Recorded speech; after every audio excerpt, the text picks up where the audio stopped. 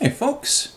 Well, we've had a fair bit of practice now with using functions that come from different libraries, right? This idea that somebody's written a collection of code to do some task for us and all we have to do is call it and it will do whatever the task happens to be, maybe give us back a value. But what we haven't done yet is look at how we can create our own functions. So that's where I want to go today, is looking at how we can write a program, create a bunch of functions of our own within that program, and call them and use them wherever we like. So there's the plan. Let's see how we go here. Again, the idea is for the library functions, if we wanted to use them, we needed to know the name of the library, we needed to know the name of the function, the return type, and what kind of parameters it expected in what order, and of course what it's actually supposed to do for us. So it's a similar idea with creating our own functions, it's just we actually have to include the syntax, the definition for all those different pieces. So we can create a function within a program and use it anywhere in that program after we create it. We just have to specify, we have to give it a name, we have to give it a return type, we have to give a list of what kinds of parameters it expects in what order, and then of course we actually have to provide the code that the function's going to execute when it's running, and the value that the function's eventually going to return. So we'll just kind of walk through the syntax for that and play with some examples and see how we go here. So the declaration syntax is essentially we lay out what kind of data the function's going to return. So the return type is the term we'll use. So whether it's going to return int or float or double or whatever it might be. Give our function a name. And again, we usually want to pick something that's reasonably meaningful, for whatever the function is actually supposed to accomplish. And then in the round brackets, we'll go through and give, for each parameter the function expects to be passed, we'll give a data type and then a name that we'll use to refer to that parameter. So int x, float y, or whatever it happens to be. So this comma-separated list of data type name, data type name, data type name. And then in the curly brackets, we'll provide the actual code that the function's going to execute when it runs. Now, if we think about it, we've already seen this kind of a layout, and I'm just going to quickly put up our hello world again. Int main. Oops, guess I should actually throw in my cout. Hello world. So if we take a look at our main routine actually has pretty much that layout. It's got a return type, that int. It's got a name, main. It's got a parameter list in round brackets, although in this case main doesn't actually need any parameters, so the list is empty. It's got its open and close round brackets, and then it's got a block of code inside that's what main executes. So main is just a function, regular old function. It's just actually got a special name, special purpose. The compiler knows that this is where execution is supposed to begin. But other than that, it is just a function. All right, so in terms of some examples, let's go through and maybe create first off, we'll start with a nice simple function where we're going to pass it 3 values and it's going to compute the average of those 3 values. So we give it a return type. I'm going to use floats for the data type for this, so it's going to return a float. We give it a name and something that's meant to be kind of intuitive, average. And then if this is going to expect to be passed 3 values, we'll give a type and a name for each. So we'll say the first one is a float and I'm going to call it num1. Whatever value they give us, I'm just going to refer to it as num1. And then a second one, float num2. So whatever value they give us, I'm just going to refer to as num3, or num2 rather. And then the same idea for num3. So we'll have 3 parameters. And then inside the code for that particular function, you can refer to any of the parameters by the names you gave them. So the first value, the second value, or the third value as num1, 2, num3. You can create variables within your function, just like we did within the main routine. So I'm going to create a floating point variable total here. And I'm just going to make the total the sum of the 3 parameters we were given. So whatever values they passed are in num1, num2, num3 when we get to the function. and we're just going to add the three of them together, put the result in total, and then divide by 3 and return it. So this return statement is how we send data back to whoever called us. So the main routine, for instance. So I'm going to return the result of whatever this expression is. So in this case, it's going to divide total by 3 and then return whatever the answer is. If we wanted to call the function, we just use exactly the same way as we've done before, right? The name of the function, pass whatever data values are going. So 10 is going to num1, 3.7 is going to num2, 204 is going to num3. And then eventually it adds them up, divides by 3, and returns an answer, which we're then storing in X. So again, if we were to just try that out a little bit, so let's say we do our float average, float num1, float num2, float num3, float total is the sum of the three of them, so num1 plus num2 plus num3, and then we'll return total divided by 3. And again, total in this case is a float, so if we're thinking back, this means that it's doing floating point division here, so we should get the results that we actually want. So in our main routine, let's try creating a couple of calls here.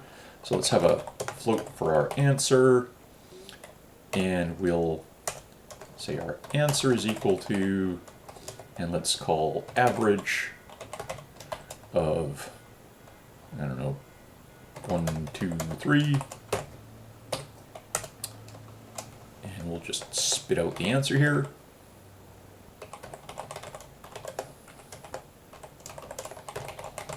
And see how we go.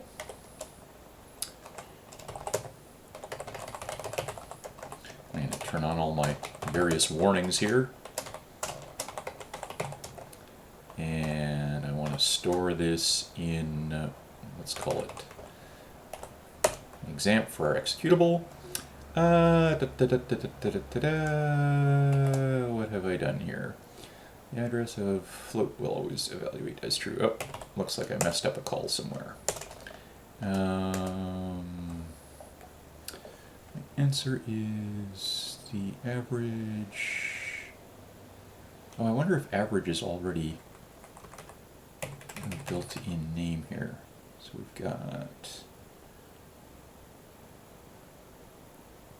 Oh, nope. I see what I'm doing. Wrong line. I actually tried to print out the average. I tried to print the function instead of printing my answer variable. Silly mistakes. So let's try compiling again. That looks a little bit more like it. We'll try running the beastie, and it should give us the average of our 1, 2, and 3, which should be 2. Yay. And again, once we've written this function, we can call it as often as we like. So if we want to throw in another call, I'm just going to do a little cutting and pasting here, and we'll throw in a couple more calls. So let's take the average of, I don't know, 0.1, 102, and 7.5, or 7.7, I guess. Fat fingering it here. And let's take the average of 10, 4, and 1. And again, we'll just go through and call the function a couple of times and see how we go. Oops.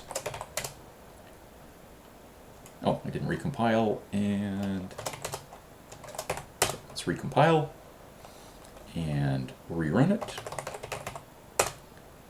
And it goes through and does the computation for us each different time we call it.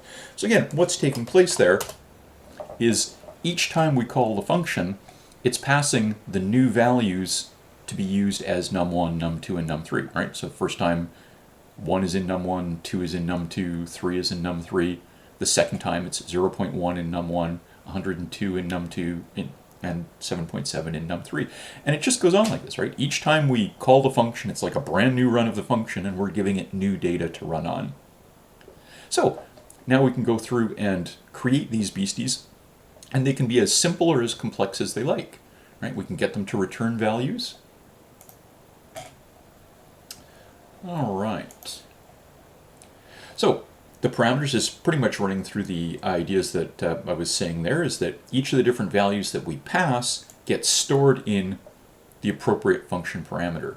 And it just passes them in the exact sequence that we listed them. And again, for the return value, whatever statement we have in our return, it just goes through and evaluates whatever the expression comes out to. You know, we can return a variable, we can return a hard-coded value, we can return an expression, we can even have it make a function call and return the result of the function call. But whatever it is, it's going to evaluate it and then send that value back to whoever called us. And again, just like we've seen in previous uses of functions, as soon as that return value comes back, it gets used by the caller, and then the program picks up and resumes running normally. Now, one thing to keep in mind with our returns is that when it hits a return statement, the function immediately ends and returns the value. So if I have extra code after the return statement, it never gets there. So for instance, let's go back to our example here, and let's throw in a couple of couts after that return statement. Blah, blah, blah. So here we've got our computation, a return statement, and then a print statement. All right, a cout statement. Oops, I guess I better fix my syntax there. So again, this is pretty much just to illustrate that we will never get to that cout statement, because as soon as it hits the return, it returns.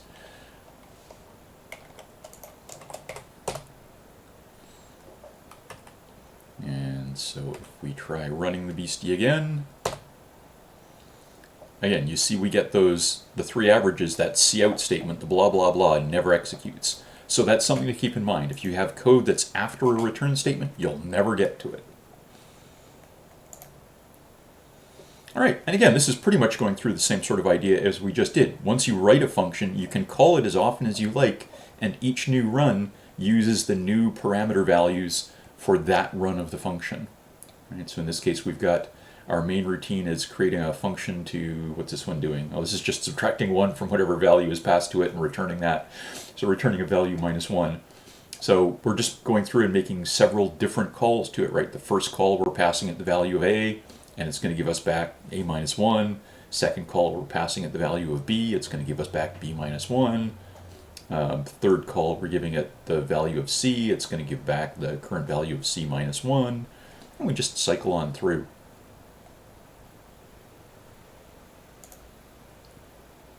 Now, we haven't talked a whole lot about code standards, but now that we're getting into functions, they're going to become a little bit more important.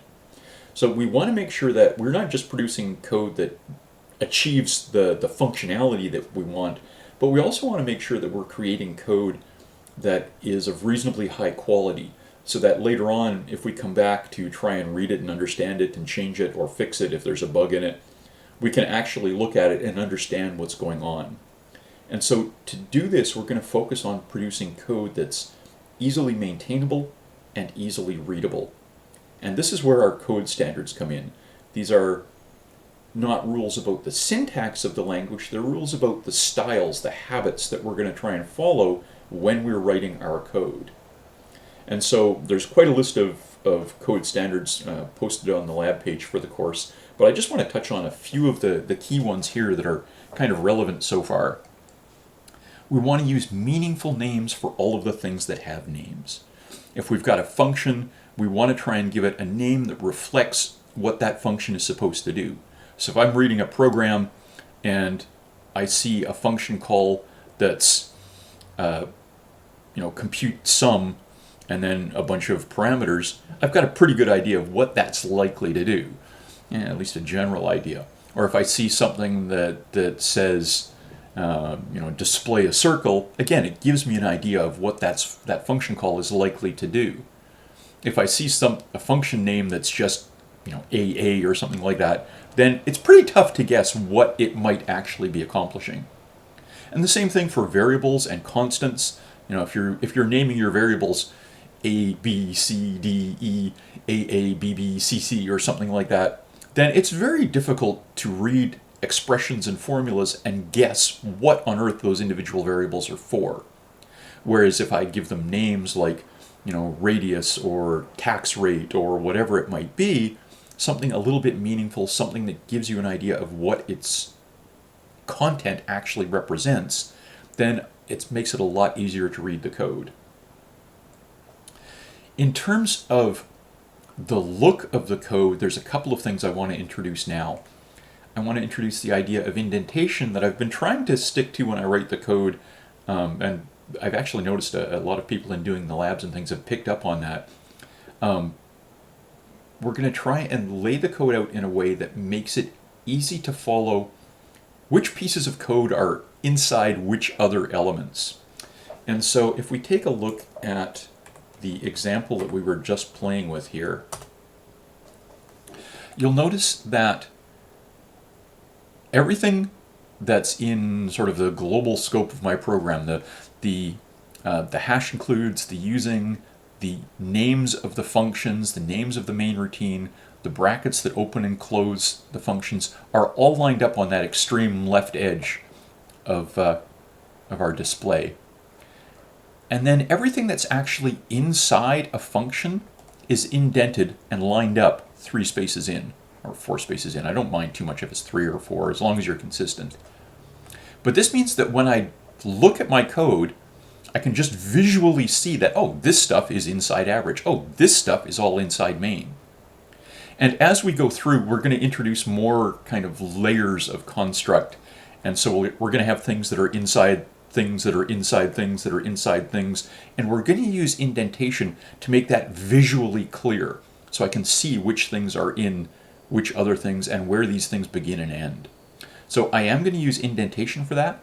And you'll also note that I've been using blank lines to kind of break up different pieces of the code, and blank lines to separate the different functions. If I'm going through and maybe I decide that I want to have the chunk of code for the first answer separate from the second answer, separate from the third answer, so that I've got this kind of visual distinction.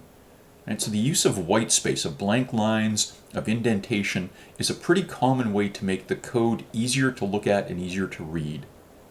So that's one of the things that I am going to focus on for our course code standards.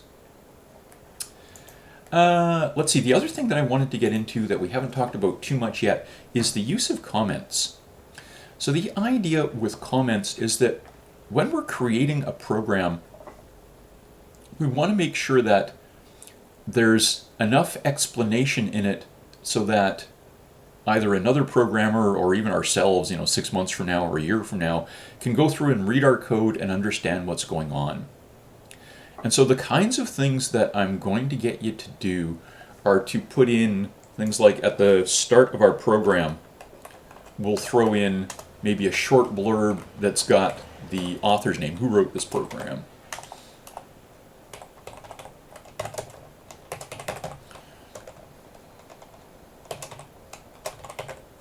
Where you're actually going to put in your name for this,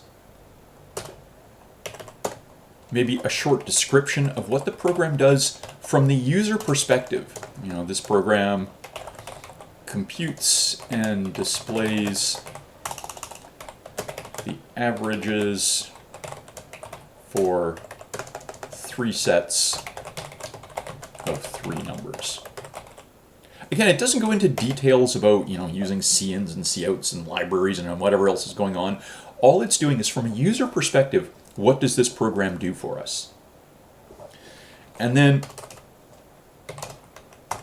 for things like functions, we'll include, again, just a short description of what that function accomplishes for us. So computes and returns the average of a set of 3 values.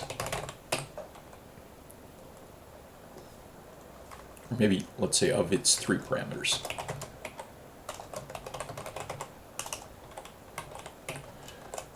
So again, something that's clear enough that if I want to use the function, I can read that and I don't have to go through the gory details of the function.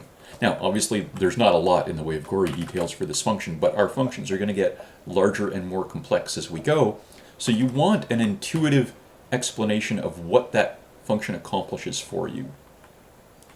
And again, for different segments of code, we'll go through and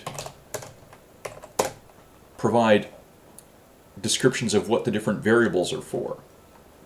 So total maintains the sum of our parameters. Again, in this particular case, it's pretty tiny code and it's pretty darn easy to read even without the comments. But as we get into more complex programs, this is going to get more important. So I want you to get into the habit of, for any of the variables that you create, any of the constants you create, give just a short, few words on what the purpose of that is. Don't tell me it's a variable named total, right? I can see that from the code. Tell me its purpose. And if you're ever in doubt as to kind of what level to pitch the commenting at, how much detail to go into, think of it from the perspective of, suppose there was another 160 student, from a completely different course who had no knowledge of this particular program at all. What would they need in the way of commenting to understand what was going on, right? Without having to get into the gory details of reading every line of your code, right? Just a quick intuitive version of what's the purpose of this variable, what's the purpose of this function, what's the purpose of this program. And it might well be the case that you decide we're going to go through and add comments for smaller sections of code, right? Process the first data set. Process the second data set. Just before, and it doesn't have to be comments for every individual line of code, but a useful comment for describing what this next little code segment is for. All right, so we'll have lots more discussion of commenting and style as the course goes along, but I wanted to start getting these ideas in the back of your head. And again, the code standards for the course are available in some detail at that URL. And again, there's a lot of description of standards for features that we haven't covered yet. Right? Don't worry about those, but have a read through and see kind of what to expect and what's likely to be coming up. All right, now one of the standards that I want to use is in terms of the layout of our code and the use of prototypes or forward declarations. So for a function to be usable, it has to be defined before it's actually called. So let me give an example here. Let's go back to our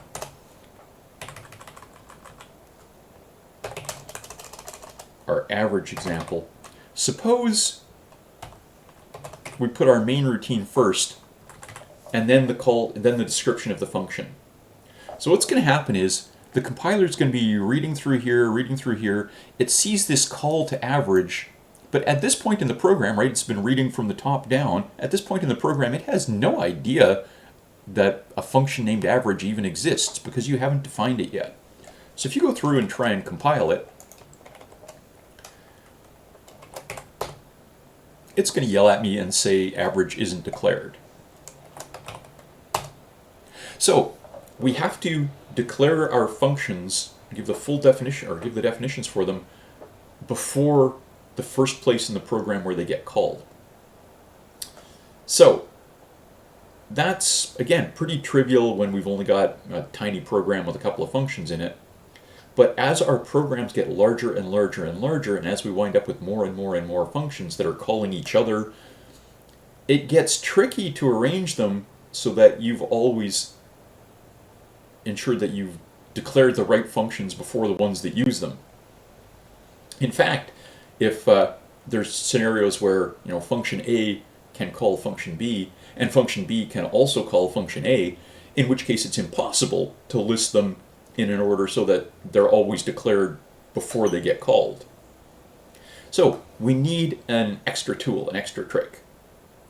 And what's provided in C and C++ is the ability to use prototypes or forward declarations, where we give the compiler a shorthand list of the functions that we're going to define later. And the compiler kind of sees the things in that list and goes, okay, I'll trust that you will actually define them later. And so it will then allow you to call those functions trusting that the full definition is coming up somewhere down the road. So the way it looks, or how it looks, is you take that first line of the function with the return type, the name, the parameter list, and you just throw it in before our main routine here and put a semicolon at the end. So it's just like the start of the full version of the function, but it's just a one-liner, and it's got a semicolon at the end instead of the open curly brackets and the body and the closed curly brackets. So that semicolon is what tells the compiler that this is just a prototype, just a shorthand version of the function. The compiler sees that and goes, okay, you're going to tell me the full definition of average later, but until you do, I'll let you include calls to it. So at that point, it'll go through and it'll do its compilation and say, okay, well, yeah, I'll trust that you can call average and that you're going to give me the definition, and I'll trust that you can call average, and I'll trust that you can call average. And then it gets down here and it sees the full definition of average, and it goes in and fills it in. So all is good at that point. If you'd included a prototype and you hadn't included the full definition later on, then when it gets to the end of its compilation, the compiler is going to tell you, oh, you basically never gave me an implementation of average. Similarly, if we forget to include the prototype, in this case, we're back at that example I gave just a moment ago where we hit the first call to average and main goes, I've never heard of this, I don't know what you're talking about. Right, so what we will do in terms of yet another standards rule, another style rule, is that this is the layout that we will follow.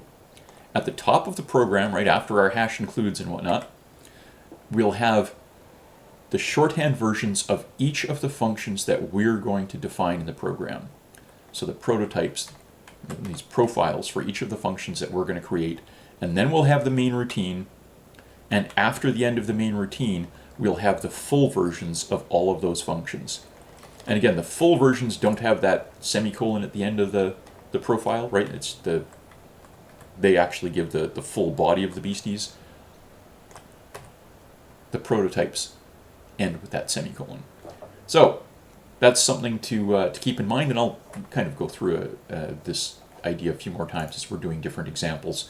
But that's one of the standards that I'm going to want us to follow.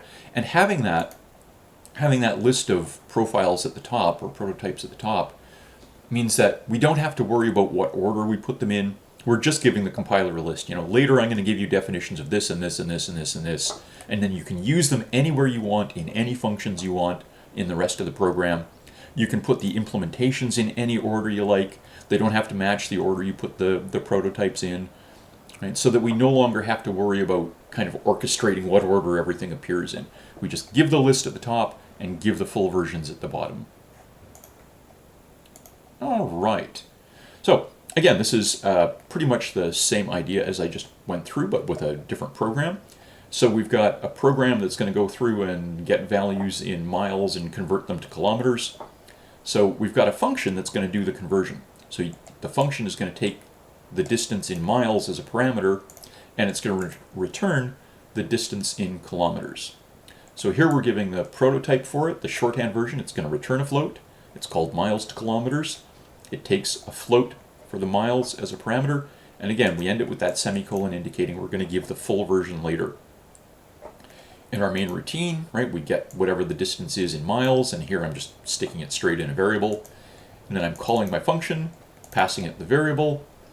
It's going to do some computation and return a result that I'm storing in my kilometers distance, and presumably we print it out or do something with it, but I just wanted to get the actual function layouts in here.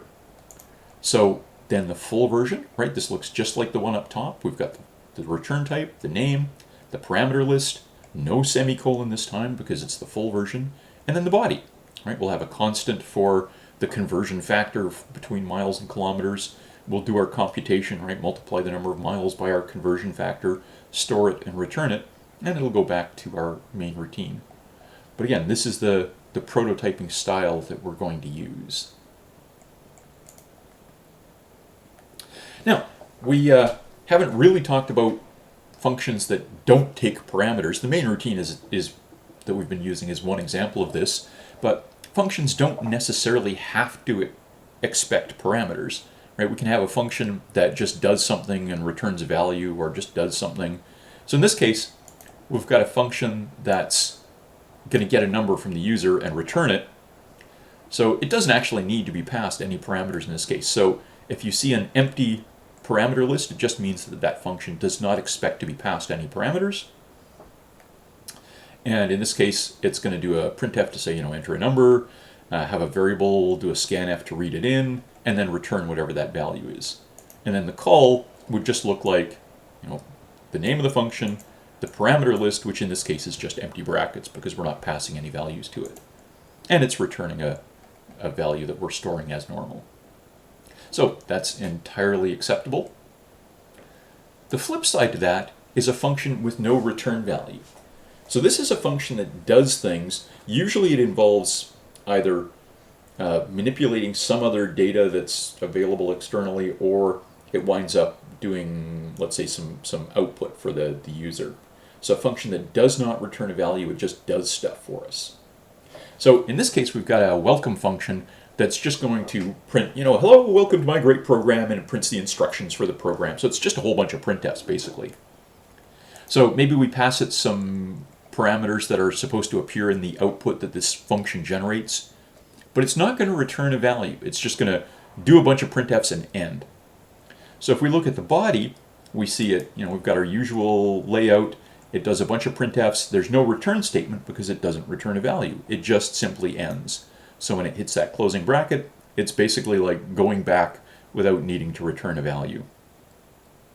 But we still have to give a return type for this function, right? The syntax requires that we give a return type for the function. So it's got to be a return type that says this function doesn't return a value. And that's where this keyword void comes in. Void is the name we use for the return type when the function doesn't return a value. Right? So no return value, we use void. All right, I think that is pretty much everything I wanted to do for our intro to functions. We will do a lot of practicing with this, and we'll get into a lot more gory details with parameters and scope and all sorts of other fun and wonderful things, design using functions, but this should suffice for our intro at least. All right, folks.